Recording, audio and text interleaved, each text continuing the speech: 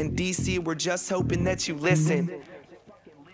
Welcome to District Divided, everybody. I am Amit. That is Matt, LC, and KDot. Spencer is out one more week. He promises he'll be back next week. It's good to see you guys, but we're not going to miss him that much, if I'm being honest. We got a lot of talent. Matt coming back from Hawaii, refreshed, energized. I noticed views were a little down without me, guys. Just saying. And it's that type of attitude product. We need. Much better product. I thought it was a great episode. Much better product. So if you want to catch last week's episode, please feel free to do so. But yeah, Matt's back with his cocky energy, so it'll be good to have him back here. And we've got a pretty fun start to this show. What we're going to do is it's about the Wizards coaching search. Woj tweeted out that there are now 4 candidates, at least the ones that leaked, 4 candidates remaining for the Wizards coaching job and their second round interviews. And those 4 candidates are Charles Lee, Wes Unseld Jr., we've got Jamahl Mosley, and Darvin Ham. Sorry, I was tripping up a little bit because I was doing that from memory. But what we are going to do is we are each going to represent one of these candidates. And we're going to take 2 minutes to pitch to you, the audience, who we feel is the best fit as an agent. So I'm going to be representing Charles Lee. We've got Matt representing Darvin Ham. We've got Kadeen representing Wes Unseld Jr. And we've got LC representing Jamahl Mosley. And so we're each going to give 2 minutes our pitch as their agent as to why they should be the next head coach for the Washington Wizards. We're then going to go into the NBA Finals. It's finally here, the Milwaukee Bucks against the Phoenix Suns. We're going to break that matchup down. We're going to talk about if Giannis is even going to play. There are still lots of question marks around that. We then have the no-hate debate. This week, best fast food item. What do you think the best fast food item is? We're going to go around and give you ours. And then we conclude with a pretty short State of the Union DC Sports wraparound coverage segment. But as I had said at the very beginning, we are now going to begin with those pitches for who should be the next Wizards head coach. Tommy Shepard is the GM, and he's going to have to make this decision. But we are going to begin with Darvin Ham's agent, Mr. Matthew Regan. Matt, the floor is yours. Go 2 minutes. Go ahead. Let me tell you, folks, you need to hire Duncan Darvin Ham, also known as Darvin Ham Slamwich. The guy used to fly around, and let me just tell you why he is the perfect coaching candidate. Because he had the ideal playing career you want for a coach, not a superstar, a journeyman. 8 years, just spent a lot of time on the bench, learning from the best, flying around, and then he paid his dues. And he went from his NBA career, where he won a championship with, of course, your Detroit Pistons, brings that winning culture to this organization that needs it so badly. And then after his 8-season career, quickly transitioned into the G League and then started working up the ranks there. So he was a head coach, a player coach, then a head coach, and then moved up to the NBA ranks. And he was an assistant coach for some good teams, most notably the Atlanta Hawks when they kind of had their pre-Trae Young era, and with Horford and Jeff Teague, whatever. Jeff Teague, yeah. And that team that went to the conference finals, Kyle Korver, and they were really solid. As they declined, he left, went to the Bucks, followed Mike Budenholzer. I think that's how you say it. Mike Budenholzer. And there are some questions about him being your mentor and your protege. But I'm going to say this, is that as much flack as they got, they just had a series where their star player, Giannis, 2-time MVP, was out, still managed to get them by with a lesser than peak team to the NBA Finals. So I think that deserves a little bit of credit. So he's had success kind of wherever he's gone. And I think, he's the exact kind of role player career, assistant coach. He's been a head coach before, and now he's, I think, transitioning for the big league. So I think he's a great hire. He had good energy everywhere he went in his career. I think he's going to be a good mojo hire for the Wizards. Okay, thank you for the pitch on Darvin Ham. And at the end of this, we'll conclude who we feel had maybe the best pitch, and we'll see who we would have hired. LC, Mr. Mosley's agent, please go ahead. Jamahl Mosley, 2 minutes. Floor is yours. Listen, Tommy, this is about fit. There's a lot of solid candidates. This is about who is the best fit for the Wizards. Mr. Mosley has 3 things that are perfect for the Wizards. Number 1, he used to focus exclusively on defensive coordination. What do the Wizards need? Better defense. We can score like any other team in the entire league, but we can't stop anybody. So we just need better defense and continue to score the way we do. You bring a guy like Mr. Mosley, who has been a defensive coordinator for the Dallas Mavericks, and that can elevate your game to a completely different level. The guy knows defense. That's what the Wizards need. Point number 2, he used to focus on development at the Denver Nuggets. That was his other area of focus. What do the Wizards need? Developing the young talent. We have Rui, we have Thomas Bryant, we have Advia. Those 3 guys are 3 guys full of potential who need a coach who can take them to the next level. That is exactly what Mr. Mosley used to do in the Nuggets. He focused on player development. Number 3, ego management. You got Russell. He's not easy to handle. Bradley is a little bit of a different beast. Mr. Mosley is coming from the Dallas Mavericks. Guess who's not easy to deal with? Luka. Luka is a superstar who knows he's a superstar, who tries to use that to leverage his power with other players, with other coaches, with hiring. Mr. Mosley is used to that. He's not going to come in and be intimidated by Russell. He's not going to be like, oh my God, there's a superstar here. Am I the number one? He's going to say, hey, I'm the coach. I know that you have all the star power, but you are still a player. You got to respect my authority here. And he's going to be able to handle that perfectly. 3 points that fit perfectly with the Wizards. Are the other guys in the list good? Of course, they're solid. That's fine. My guy is the best fit for the Wizards. Go ahead. That was a very solid pitch. All right, so that was Mr. Mosley's agent, LC Lautaro Cabrera over there. So you've heard from Darvin Ham's agent, you've heard from Jamahl Mosley's agent, and I am now going to be representing Charles Lee, who is the best fit. The exact same thing Mr. Mosley's agent said. He is the best fit for the Washington Wizards, and I also have 3 reasons as to why he is the best, and he's the Milwaukee Bucks assistant coach, Charles Lee. Number 1, age. He is the youngest candidate of the 4, and he's just 36 years old. Tommy Shepard has an opportunity here to be able to bring in a bright young mind and be able to grow the team. They can be the GM coach tandem for years to come. That is exciting. But with young age comes potential and experience, and he has experience. There's nothing to worry about there. That's number 2, and he's got unique experience is what I'm going to say. As a coach, very similar to Darvin Ham. He was also in Atlanta during that era. He was also with the Milwaukee Bucks right now. They followed Coach Budenholzer, and they have finished in first place with both teams in the regular season, and now they're in the NBA Finals. Just one of those 7 seasons was a losing season. So he's part of a winning culture. He would bring that to DC. And most importantly, the Bucks and Hawks, both in the Eastern Conference. So he can navigate the Eastern Conference. He knows exactly how to get it done in the East. But here's the thing. His playing experience, I think, is going to be very intriguing to you, Mr. Tommy Shepard, because he played internationally for 4 years. He played in Israel, he played in Belgium, and he played in Germany. And if you look, and here's number 3, perfect culture fit. Look at our roster. Denny Avdia, Davis Bertans, Rui Hachimura, Raul Neto, Isaac Bonga. We are an international team. I don't know if we're attempting to go and be a global brand, but if you look at our first round picks in the last 2 years, Rui Hachimura, Denny Avdia. Again, he has played abroad. He will bring an understanding of the international game, the players, and culture that other coaches simply cannot bring to the table like Charles Lee can.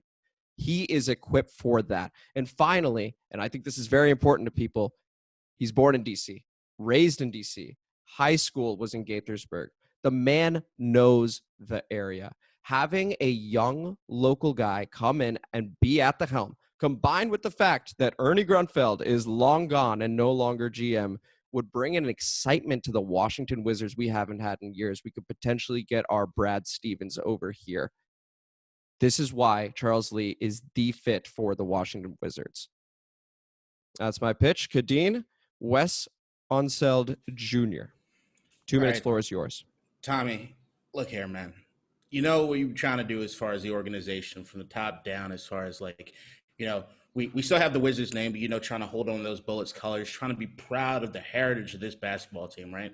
What could do you more better than getting our greatest talent we've ever had to come through DC, his offspring, to be the leader of this franchise? Now, Wes Unseld, you're talking about Wilt Chamberlain-style status as far as being an MVP on the rookie season. I mean, that just means in the genes, it's there for the son.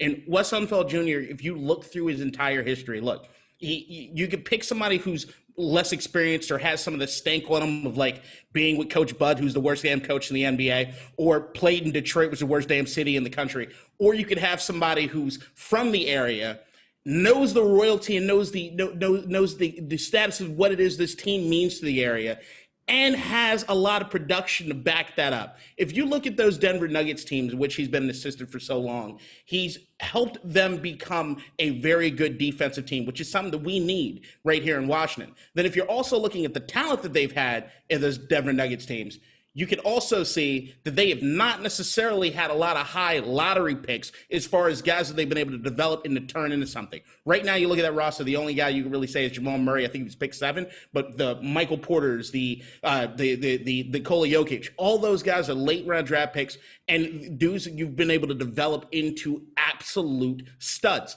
And not to mention, all you got to do is really show the picture of Nikola Jokic back in his fat, chubby child days in Eastern European. That guy's an MVP. He's an MVP. And part of the reason he's an MVP is my man, Wes Unseld Jr. You need somebody that's going to come in, develop all the raw young talent we have with the Thomas Bryants, the Rui Hachimuras, the Denny Avdias, and you need somebody that's going to bring that defensive culture right here to Washington. It's somebody that's also respected among a lot of assistant coaches and a lot of players in this league. It's the only right choice to make. There we go. Those are the 4 different pitches for the 4 coaches that are a part of the second round process for the Washington Wizards. Now, question for you. If you were to pick one pitch or coach, whomever it may be, outside of yours, outside of the one you just represented, who would it be? Matt, I'll start with you. Not Kadeen's. Tell you that much. That was trash. No reason to do negative. Salty about Detroit. Yeah, that was unnecessary. We said no negative. Said no opposition research. There doesn't need to be opposition research to know I can smell the stank from here. It's just Detroit. Wow. Probably never even been. You guys peaked at 8 Mile, and that's not saying anything. We what? You peaked in a movie 8 Mile, and that's not saying much. Excuse me. Matt, I think you should pick one. You're getting cooked right now. Just gonna keep going. No, we can turn this into a Detroit defending session, or you apologize now. I apologize. I just want to talk about championship culture. I just want to talk about championship culture, which this franchise knows nothing about. It knows nothing about. But I would probably go with Wes Unseld Jr. Wes Unseld Jr. Okay, LC, your turn. We'll go in the order we did the pitches. Yeah, I actually liked Amit and Kadeen's pitches. Sorry, Matt. And I mean, I think Charles Lee sounded really convincing. I like the idea of a young coach that can bring some energy.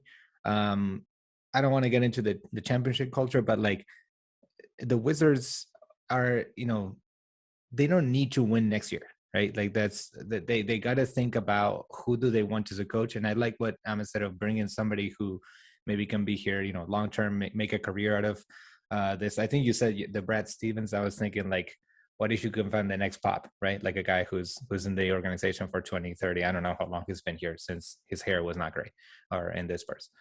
So yeah, that would be an interesting pitch. Okay, no, I appreciate that. So for me, I know about Wes Unseld Jr. Like he, I think, would be a fantastic fit. And Kadeen obviously gave a very good pitch. Love the Detroit digs as well, of course. But I did. Darvin Ham and Charles Lee have a very similar resume. They were different in their playing careers and things like that. I personally do give the edge to Lee because of I buy into the international stuff. I do think that would help. I don't understand that. What's that based on? So I think for me, I'm going to give my answer in a sec then. But for me, I think spending 4 years abroad, I think helps with mindset. I think it helps with understanding where certain players are coming from. If there are any sort of miscommunications, I think he can easily deal with that. He himself had to uproot himself and live in another country. If Denny, for whatever reason, is having a difficult time, he's rehabbing right now. I think Charles Lee could really help with that.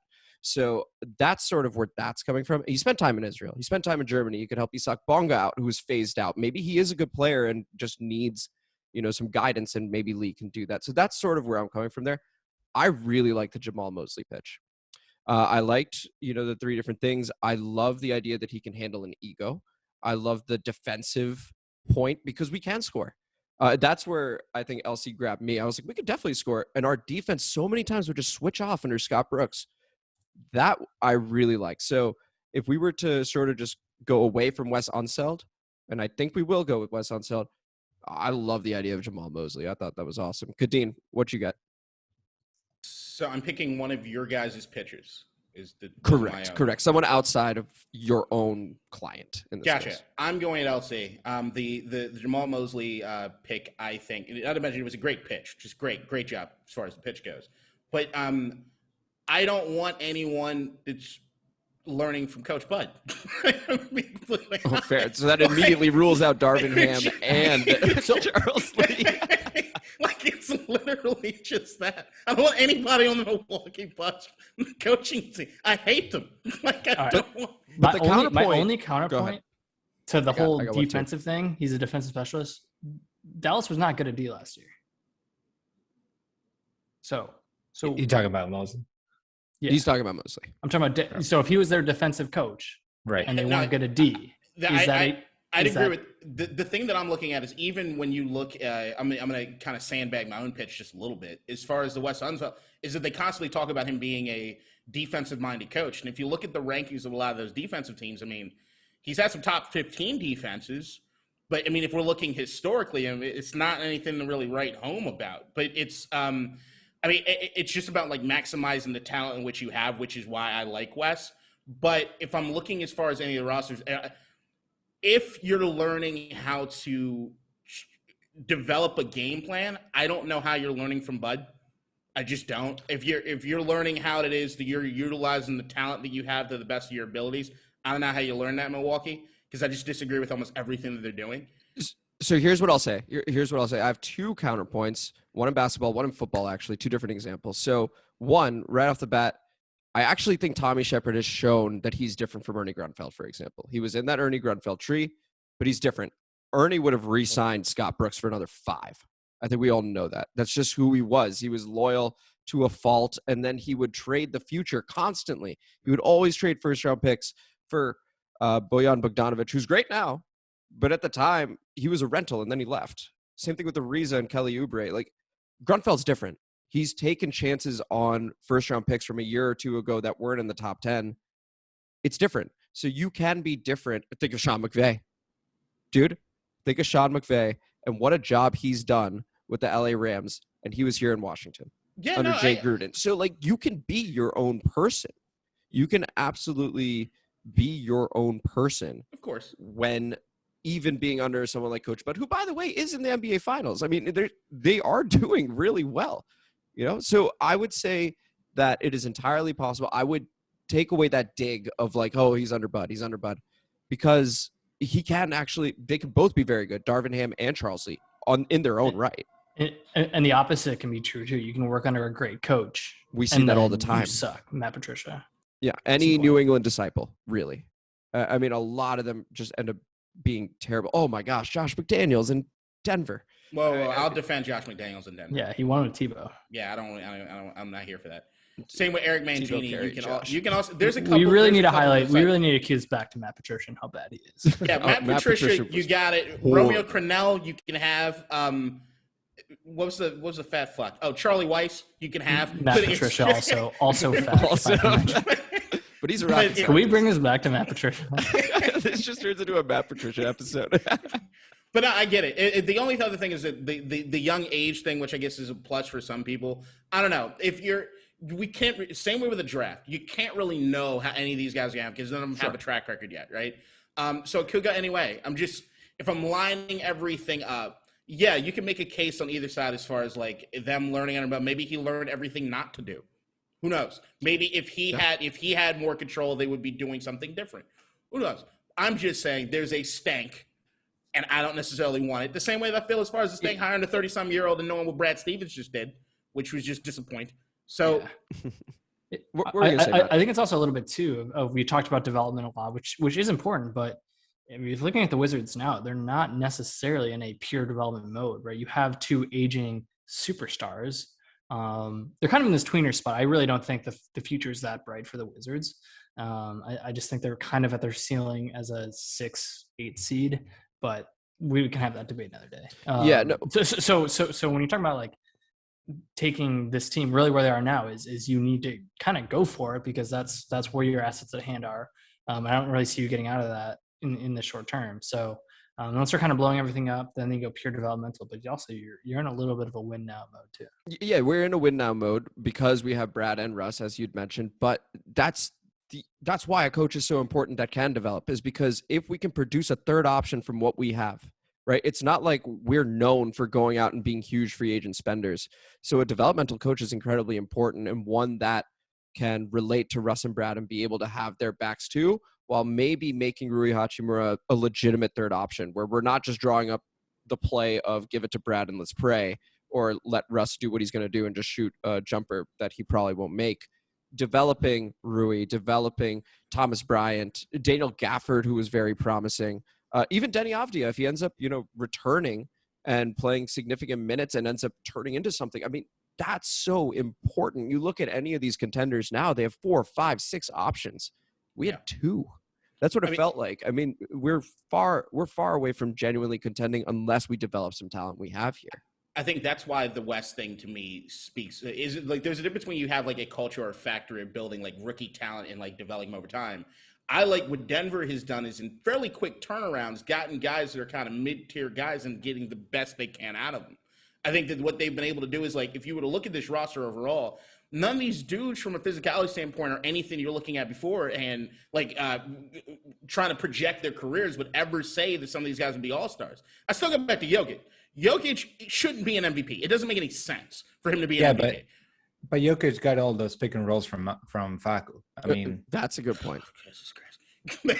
Well, I was shocked you didn't use Facu in your Diego Armando Maradona. So. of course, yeah. I was shocked you didn't use. You didn't use Facu in your pitch at all with Wes Unseld Jr. I was stunned. No, I'm not. I mean, Facu's defense was not a coach-induced thing. He just came like that.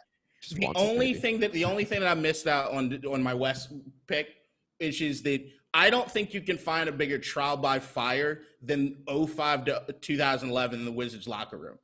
If you made it out of there without like ruining your career, you have something. Like there's a reason you're still in this league. Like I don't know how you walk through all those landmines that those teams had and still end up being something. That to me means you can handle pretty much anything that comes your way if you made it out of those Wizards team earlier. I mean, those franchises were crazy. Even when Michael Jordan was over there. I mean, the Kwame Brown stories that came out just a few weeks ago. And then, like, I think Etan Thomas and a few others were talking about, Jahadi White, we're talking about how, like, Kwame was so badly mistreated and make him work out for 2-3 hours before a game. And then he would put up some, like, measly numbers. And they'd be like, oh, this guy sucks. Like, the culture has been horrible. So I think this new coaching hire has the potential to really invigorate fans again, because I do think it's a basketball town. Football first and foremost, but it really, really wants to be a basketball town. So we'll end up seeing what happens. But let's talk about the 2 teams that are still alive in the NBA. It is the NBA Finals. We got Game 1 tonight. Well, at the time of this recording, so by the time this releases, Game 1 would have occurred. Matt, I want to begin with you. What is your expectation for the finals, and what are your thoughts on Giannis? Do you think he plays, or do you think that the Bucks are just sort of being a bit shady with this? I think he will end up playing. I don't know how effective it'll be. I mean, it does suck that he's like a top 5 talent, in the league, and he's not really playing much. But I just want to say how much of a mush I am. I was downplaying Chris Paul. What was it, 3 weeks ago, and now he's just been maybe the best player in the playoffs. Some debate to that, but I like Phoenix. I just think they're so balanced. They're playing so well. All of our picks were terrible. I think out of all of our preseason playoff picks were awful. But I think it's gonna be fun though. I mean, I love the Suns. They seem like they just have a lot of fun. DeAndre Ayton's it's been a real coming out party for him. So I got Suns in 6. Giannis plays starting game 2. Okay, Suns in 6, but he won't be good. But he won't be good. He'll be less good. Do you think that means that he is going to be less aggressive, or do you think it means that he's just going to play in the post more, which means fewer threes? That could be a good thing. I think it'll just be less mobile. It could be more in the post. Maybe that helps out more. And I don't know. We can see what Kadeem thinks of the excellent game plan that Darvin Ham's going to cook up for the Bucks. Or Charles Lee, another great assistant coach for the Milwaukee Bucks. Elsie, what about you? So we have Matt saying Suns in 6. He thinks Giannis is going to play starting around game 2. What are your thoughts on the series? Do you think that the Bucks will end up winning this, or do you think that, you know what, Giannis isn't going to play at all and it's sort of a wrap? So I can't give an opinion on whether he will play or not. Obviously, that's a medical decision, and we don't have ears there. I do think that the question is, can Chris Middleton do what Paul George did and say, hey, our number one guy is out. I can be the number one. I can get this team on my shoulders. He had games throughout the playoffs where he did that. He's had games where he was the one who got him through. So we know he can do it. The question is, can he take a series on his shoulders?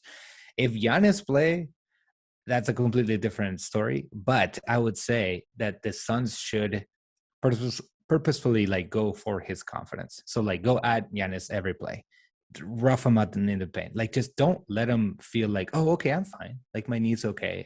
I can actually play. I would do whatever I can to make him feel like he's not ready to come back.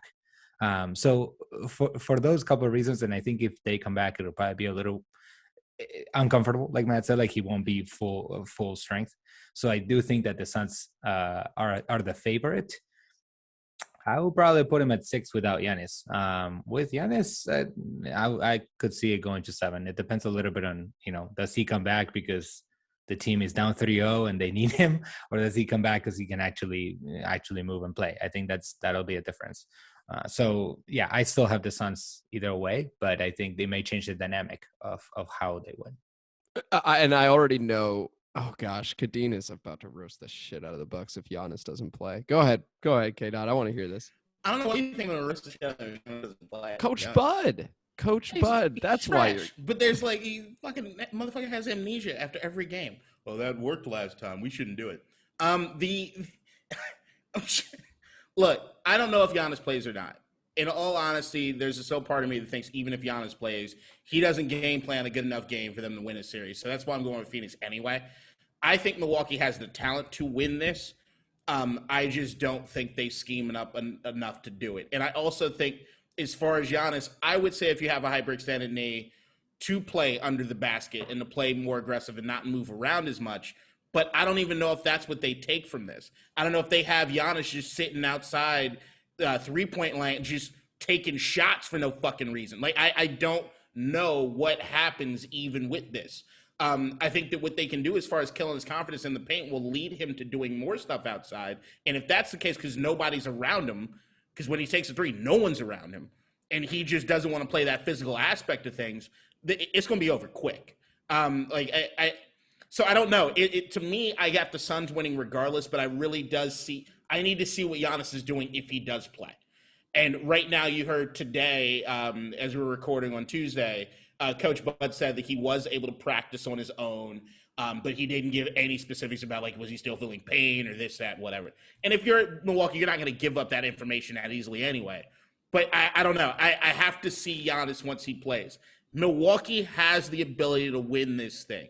I just don't think they have the coaching necessary to get it done. And if Giannis is not 100% and they take his confidence from him, it's lights out. I can see Phoenix getting this in 5 if Giannis goes out there and they kind of embarrass him or he's not playing up to snuff. I just see them shutting this down real quick. So I do think I agree with everybody. I think the Suns are going to end up winning, like Matt said, and way to be the bigger person there. Chris Paul's playing out of his mind right now. He really is. And then Devin Booker's great. DeAndre Ayton's having that coming out party. You got Cam Johnson hitting threes consistently, and Cam Payne, who was playing in China not too long ago, suddenly being a big piece for them. They're clicking. They have the energy. It's what I've been saying. It's all there. Playoffs. It's energy. It's momentum. They have it. They got it. Even the Suns in 4 thing seem to inspire them. It's crazy. It's crazy. They have a little bit of Warriors fun on the floor, it seems. If that, right now they do. They're not as good. I'm not saying they're Warriors, but they have that kind of fun. They move the ball well. It seems like they're all kind of in for each other, and that's just kind of a fun way to play. I'm not saying the Bucks there's any friction or anything, but there's some youthful energy to the Suns. Suns in 4. It's that Suns in 4 energy. Yeah. Milwaukee plays angry. When they're good, it's almost an anger thing that happens. We're going to dominate you physically. Phoenix just look like they're out on a blacktop just fucking having a blast. And you can't when that is happening and the ball's going in the basket, you can't stop that really. Like there is a momentum thing with basketball. You got to stop them. And that Phoenix crowd is lit, man. They feed, everybody's feeding off of this energy. Here's what I will say. It's entirely possible. It is entirely possible that out of nowhere, Pat Connaughton and Bobby Portis decide to have the series of their lives, and they will need to in order for this thing to work. You are going to need some random role players to step up for the Milwaukee Bucks. You need Drew Holiday to not have any 5-point games. He needs to get at least 20, maybe even 22 to 24 a night. And Chris Middleton, as Mr. Buck himself, if Giannis is out, as LC had said, needs to have the performance of a lifetime. And he seems to have it in him. Like to close that game out against Atlanta, Chris Middleton just lost it. I don't know what happened to him. He could not miss. He turned into Kevin Durant. I guess he watched the previous series and was like, you know what? I know how to do this. I just watched it. Like, it was crazy. He's playing at a very high level right now. And he seems to be the most consistent player, and he seems to have figured out playoff basketball, which is different, an entirely different beast from regular season basketball. That being said, a lot has to go right for Milwaukee. I think Giannis starts playing game 3. I don't think he plays game 2. I think they go, hey, let's see what happens in the first 2 games. And then game 3, let's, have Giannis just see what happens. It's the NBA Finals. Let's roll the dice. But I do think the Suns' in 4 energy is real. I think, like everyone's saying, they're just having a lot of fun right now. And they also got to beat LeBron James in the first round, his first ever first-round loss. And I think that carries some confidence with them beating the Kings. So I also have the Suns. Go ahead, Elsie. Another parallel there was that this talk was reminding me of when the Lakers needed AD to come back, and he came back and was like, you could tell he was 3 minutes to play again. Yeah. And so that's a little bit, I think, what Kadina and I were saying, that like it depends on how he comes back. Talking about Giannis, like if he comes back like AD, which is like, I'm here because like my team needs me, but actually I can't be here, then like good night, it's not gonna work out. So it's, and it was actually against the Suns, so right? Yeah. And so that's sort of a little bit deja vu over there. I'm gonna go Suns in 6 as well, and it could be 5. I would be much closer to 5 than 7 as of right now. And the Suns have too many shooters, and Chris Paul, it seems like it's his time. It seems like everything's lining up for him to finally get his first ring. All right, so we all think Suns. Now let's move on to a non-sports topic, the no-hate debate. Best fast food item. KDot, the floor is yours. What is your best fast food item? All right, I wanted to get cute with it, but then I'm realizing I was reminded by a guy who I looked up to, and a guy who all of you should look up to, and Anthony Bourdain. And I remember him saying this one day about people overthinking this aspect of this fast food item that I'm going to discuss. The burger, the standard cheeseburger. Now, it's just an item, right? Am I picking an item from a particular restaurant? I Pick one from a particular restaurant. Yeah. Particular restaurant. Okay. All right. It makes it a little harder, but we're going to go with it. If I had to pick any burger really right now, I might go, just because from a local standpoint, I want to say Five Guys. Just the options you have as far as being able to select anything kind of on that burger, and the ability to just have a perfect burger, which along the lines of Anthony Bourdain, you want that standard bun. You need that burger that's cooked perfectly. They smash that burger patty, which is the way that you need to do it. It creates that surface level with really, really high heat. You get some of the crispy edges, but it's still juicy inside. And they throw that cheese on, baby, and that cheese just melts over everything. A burger is damn near the perfect food. And it's got everything you need right there in this nice, easily containable thing. And it's just it's God level feature. And like, you could go In and Out, you could go Shake Shack, you could do all of those things, and you wouldn't be wrong. I have to go next. Yeah, I have to go next because Kadeen, because just I had that. just stops when he's putting the perfect cherry on his top. Oh, I see his mouth. I see his mouth watering. I see his better mouth be watering good. there. Yeah. Okay, Kadeen and I- want to hear. All right, let's. Kadeen and I are gonna Burger. go. Kadeen and I are gonna go on a date to Five Guys, because that burger came to mind. But then I thought, if I had to pick an item, though, it would be the bag of fries that comes with it. Because first of all, to me, the fact that it's a bag, here's the feeling that I have with that bag of fries. I can be so full from that burger, and I'll just have the entire bag of fries anyway. Like, it doesn't matter. They're so good that I feel horrible. I feel like I hate myself. I should not have done this, and I'm still gonna eat every single. Hold on, seasoned or regular? Oh, the Cajun. Gotta be Cajun, Cajun. Cajun? Yeah, Cajun Okay, fries okay. for Just sure. making sure. Just making sure. Just making sure. Just checking whether we're going or not. I see my problem with the Five Guys fries is that they give you so many. I just find them like 70% are good and like 30% are kind of ass. Can I take a step Between- back for a moment? Also, between bad disagree with fries that, for but can I take a step back for a sec? So, Five Guys, what is fat? So, Chipotle is fast casual, right? Yes. I was starting to think this about Five Guys. Fair debate. This is a fair debate here. Would it be considered fast food or fast casual? I think it would be a bit more fast casual. Personally, It does walk the line because if you're getting burgers and fries It's from close. Five Guys, you're walking out of there with like that's $11.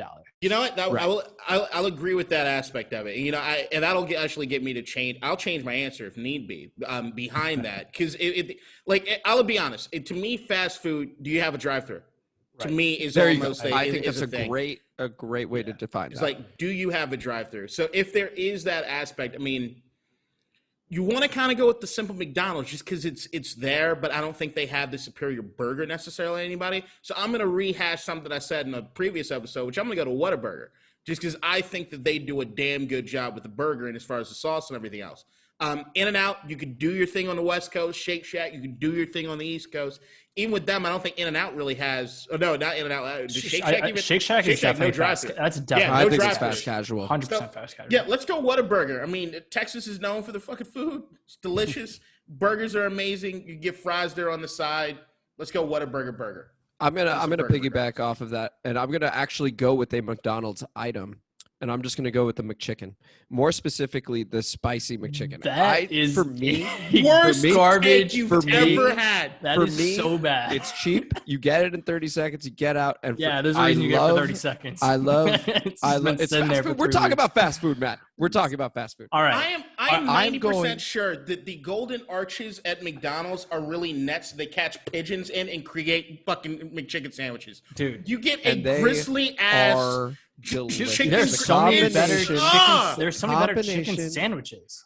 Dude, what are you doing? Yeah. You what are bungled doing? this Is completely. this a no hate debate? Dude, What's You going could have on went here? with fries. You could have went Okay, with nuggets. So what are you doing? All right, so I I feel like I didn't even get to explain. explain it. I was just shut down immediately. It's I a mean, no that's hate debate genocide. unless you're That's wrong. such a bad take. Unbelievable. Okay. Unbelievable. All right, anyway, Here's so- why so- it's good. No, not anyways. I'm What? giving you my explanation. Can I I'm mute giving you you? my explanation. The combination of the lettuce, the mayo, and the chicken, along with the way McDonald's does the bun, perfect. So you I'm listen taking to that. It's ingredients. cheap. It's easy. That's the best fast food item. I will say it's not the best fast food place. That to me is Taco Bell. Go ahead. Okay. So when you said you're going to McDonald's and Kadeen said keep it classic, there's one thing that did come to my mind, and that would be McDonald's fries. I think that is it would have been a great choice. I kind of like the McDonald's Burger fries, King great fries. fries. Go ahead. However, the best item is a Crunchwrap Supreme. That is my go-to item. I think it's so great. It's perfect. You want to talk about perfect items? That is a perfect item. So wrapped up, tortilla on the outside. I do black beans on the bottom, but you can do little item? crunch, sour cream, melty cheese. It has every single This thing you is want. item. It is perfect. It is a perfect item. You can feel it in $4 his hands right now. Perfect $4 item. fills you up. I can get 4 not McChickens saying- for $4. All right, you and the That's McChicken thing. gross. Look, if I could bitch slap you right going now, to. Yeah. the McChicken. Oh, we should start doing this in person. You, by the so way. Just a heads up. We Popeye's should chicken start doing sandwich, a this. Chick-fil-A chicken sandwich. You chose a McChicken sandwich. I know.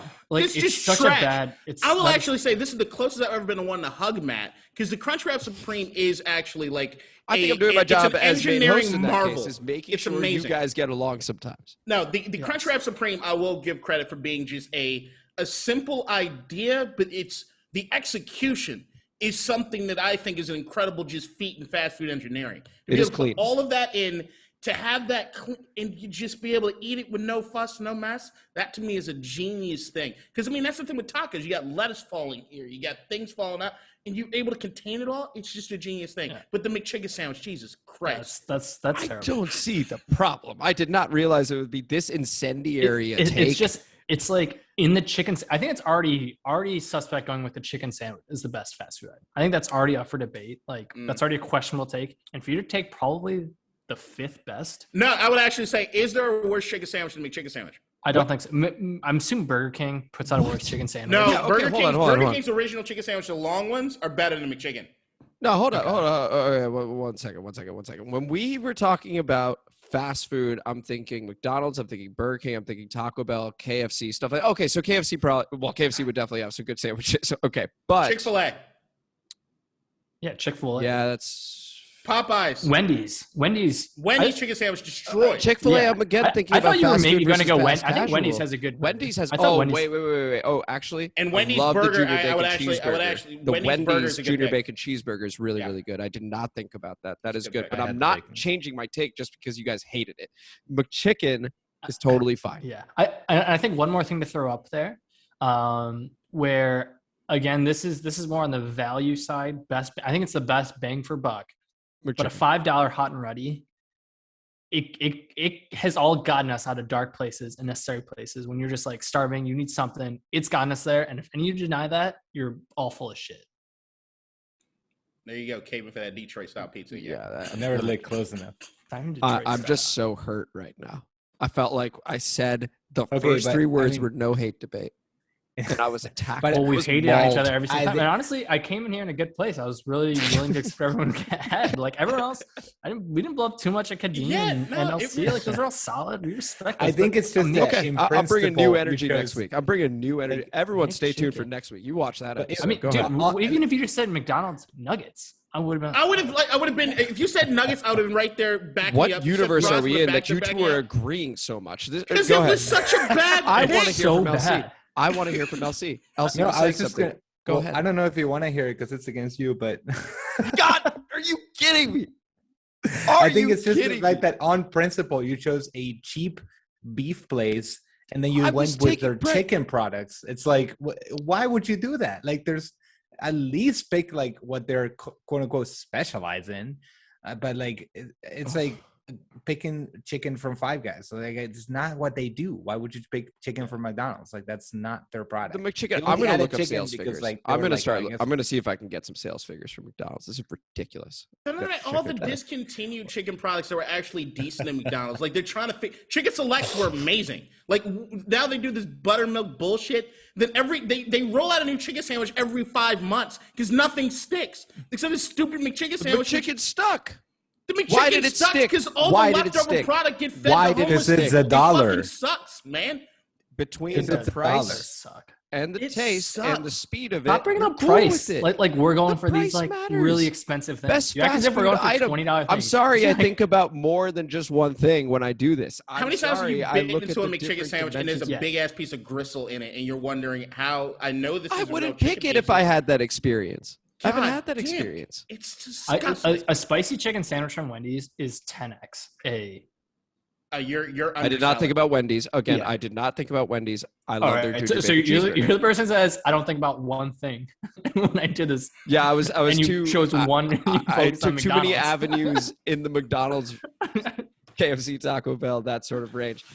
Kind of forgot about Wendy's there. And actually, I'm changing my Whataburger pick to a Wendy's burger, just to stay at like I think a that's, Wendy's I burger. think I respect that. Never pick. frozen patty. It's universal across the country. You can find the Wendy's. Their breakfast menu is actually, dude, if you haven't had the Wendy's breakfast, you're missing the fuck out. It's amazing. Wendy's, I think, is a sleeper for probably the most consistent fast food establishment in the country. I agree with that. All right, okay. Here's what I'm going to say. The junior bacon cheeseburger would probably have been my pick if I had thought about Wendy's as well. But for pride reasons, I'm sticking with the McChicken. Wow, so You much pride that assholes. he openly admits that he You would change. Assholes. Right, just wrong. So you admit you're wrong. You're just wrong. You're just But over for, there just being but wrong. for pride reasons, I'm sticking with the McChicken. All right, cool. So I have the McChicken. We got the Crunchwrap Supreme with Matt. We got the Cajun fries, more specifically the Cajun fries with LC. Yeah, A bag of them. a Yes. bag of them. Although Because Five regardless Guys of is how full he Five is, Guys is debatable, but right, Well, debatable, fast casual, Fair. Go ahead. and then Kadeen went with water. I'm going with a Wendy's. Oh, he switched to Dave's Wendy's. Hold on, I'm close to Dave's classic double from Wendy's because you can customize it, do whatever. That's the standard bear. You can take all the toppings off, just do cheese and bacon, and turn it into a baconator if you want to. So classic double. Also, second pick. Sorry, I love food. Checkers fries. Checkers fries are. You the said shit. that with such a childlike enthusiasm. Because I love Sorry, fast I love food. Checkers food and a roast beef sandwich from Arby's. Too underrated. They're amazing. Yeah, that's what it Okay. is. You're starting to get a little bit Shut up. No, questionable beef here. and cheddar. Anybody that hates Arby's is because of a Simpsons episode back in the 90s where Bart Simpson said he was so Arby's hungry. curly he could eat- fries, I think, it's could have fucking Arby's been trash. Shirley's fries are really good. But I think we Checkers did has the if best we did- fries. if Chick-fil-A's we were to waffle do a- fries If are we were to really do a good. Twitter poll, I would win this. Checkers has the best fries. I will make this a Twitter poll. I will. By the way, follow @DistrictDivided. This is going to be a Twitter poll. The first This time we is thrown absurd. that one out. Yeah, I let didn't me even know we just. had a Twitter. We really should promote this show a lot more often. I just never do. Follow @DistrictDivided. We're going to ask about the best fast food menu item. This is ridiculous. All right, Fucking big let's cheese. move on and let's conclude the show with the State of the Union, your DC Sports wraparound coverage segment. LC, beginning with you and Old Glory, our rugby team. Go ahead. Guys, the result is in the website. Oh, Amazing. that's huge, Matt. You missed They it last heard week. it. The They heard it. website didn't even have the result from 3 days later. LC had to really dig for it. So apparently, also the way to get them instantly is Instagram, which I guess is 2021. Should have thought about that. But unfortunately, Old Glory lost one more time. They played against Toronto. I think I mistakenly said Texas last time. So it was Toronto had a couple of pretty tries, but unfortunately they couldn't hold on to their lead. And now they have just 2 games left in the season, but they're both at home. So if you're interested in watching some rugby and getting a game before the season is over, you got 2 more chances. They're both Saturday 10th and Saturday 17th. They're both at 5 p.m. So you can get tickets. You can also watch it at home. They will be on NBC Sports. So if you're curious about, what does local rugby look like, what does rugby in the US looks like, these are 2 games that you can watch. The next game I would say is probably the one that they really want to focus on because the opponent is San Diego Legion, who are 8th in the standings. Old Glory is 10th. So that's a game we can realistically, let's go for a win. Let's go and try to make a good outcome of the last 2 games of the season. Not fighting for any playoff spot, not fighting for anything specific, but just trying to get better and end with a win. Okay. And where is home? Where is the home field for Old Glory? So it is familiar for all DC sports fans. It's not in DC. It's the Segra Field, which is kind of far away in Virginia. It's Loudoun County. Loudoun County, yeah. That's where the Spirit play. Yeah. Kind of fair. Okay. So it's not that close, but it is in the DC area. It's kind of like the Washington Football Club doesn't play in DC. So. Okay. Fair enough. Cool. And Kadeen, Washington football team. Floor is yours. Washington football team. Last week we did the update where Tanya Snyder, they did the announcement that she was being co-CEO. And I remember saying on here that while I did not want to denigrate Tanya Snyder, nobody felt that great about it being involved with Dan. And now the news comes out the day later. The Washington football team gets fined $10 million for all the bullshit that was happening over the last few years with them. And Dan Snyder apparently had to relinquish day-to-day operation control, but even that's being disputed. His lawyers are saying that he was never suspended from doing day-to-day operation. So it's basically Tanya Snyder's and then to continue Dan's bidding, and that's what it is. And it's just Dan Snyder being an awful piece of shit like we always know him to be. Okay, cool. Thank you for the update. And now I've got actually a pretty short update for the rest of the sports here. So thanks again, Kadeen. Thanks again, LC, for those updates. We're going to begin with DC United, who won 7-1. They set a club record for number of goals in a game. 7 different goal Trigger scorers. warning if you're Brazilian. Sorry, trigger warning if you're Brazilian. Oh, shit. Shout out 2014. Germany, Brazil. In Brazil. Oh, I had to LC, say you that. did I'm not sorry. have to do that. Brutal. But anyway, easily the best win for DC United, who are now in 6th place in the Eastern Conference. There is no game this week, so I'll update you again next week with game info. Baseball. Washington Nationals, they had a mixed bag of a week. They started off strong. They beat the Tampa Bay Rays twice, and then they lost to the Dodgers 4 times in a row before beating the San Diego Padres. But the big news is Kyle Schwarber, who has been the hottest thing on the planet, is now hurt. He's got a significant hamstring strain, and we don't know how much time he's going to miss. It's brutal, though, because he was probably the best player, or you could make the case he was the best player in baseball for about 3-4 weeks there. It was incredible what he was doing. He was setting MLB records consistently. So up next for the Washington Nationals, we continue our series against the San Diego Padres and then play the San Francisco Giants all on the road before the All-Star break starting Monday. And speaking of All-Star break, congratulations to the aforementioned Kyle Schwarber and Trey Turner for being named All-Stars. The Washington Nationals are in 2nd place in the NL East, 4 games back with the New York Mets. What's up, Ben? Juan Soto And, as well. and Juan Soto. Oh, yeah. I'm sorry about that. And Juan Soto, thank you for including him. I don't Coolest know how guy I in the missed that. city. Yeah, coolest guy. Well, now that the Caps are Cheers, out, I Sean. can't say Tom Wilson anymore. Anyway, Washington Spirit, they went to Segra Field for the first time this season, where Old Glory play, and it was a 1-0 loss to the Chicago Red Stars. Emily Sonnet and Kelly O'Hara, 2 defenders for the Washington Spirit, both did not play because they are going to the Olympics in Tokyo. The Spirit now are in 6th place, the last playoff spot in the NWSL, with plenty of games still left to play. Journey Rodman ended up getting hurt early on in the second half and was subbed off due to injury. And there's no status update on her, but I personally think she'll either be good to go or she'll miss just one game. It didn't look too bad, but we'll see what happens over there. Up next, Saturday, July 10th at 7 p.m. at Audi Field against the North Carolina Courage. They are also missing players due to the Olympics. Game can be seen on Paramount+. The Washington Mystics, it's safe to say we blew this one, boys.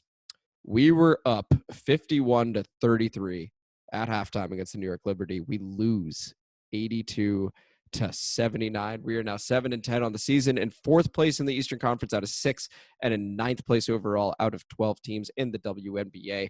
Up next Saturday, July 10th at the Chicago Sky at 8 p.m. I looked everywhere to see how you can see this game. I don't know that they're broadcasting it. So you can either find some sort of illegal stream, or you can just go to Chicago, buy a ticket, and watch the game live. I don't know what to tell you. It doesn't seem like this game is on. And the WNBA has been doing a good job broadcasting games, including a bunch of national games. But we don't have this one, boys. So we'll find out what the heck happens over there. And then finally, the Washington Wizards, Rui Hachimura has been named a flag bearer for Team Japan in Tokyo. So home team, that's obviously huge and an amazing experience for him. So congrats to Rui on that. And that concludes your State of the Union DC Sports wraparound coverage segment. This is District Divided. I'm Amit. That's Matt. That's LC. That's KDot. They all hate on the McChicken. I personally love it. Would love to hear from you guys. Please comment, like, subscribe, do all that good stuff. Thanks again for listening, and we will see you guys next week. And look out for that poll at District Divided Best Fast Food Item. You take it easy. Ranch popcorn and McChickens, and Amit sings. Terrible. I should have Never go to mentioned eat that with too. Amit, apparently. Oh my God. All right.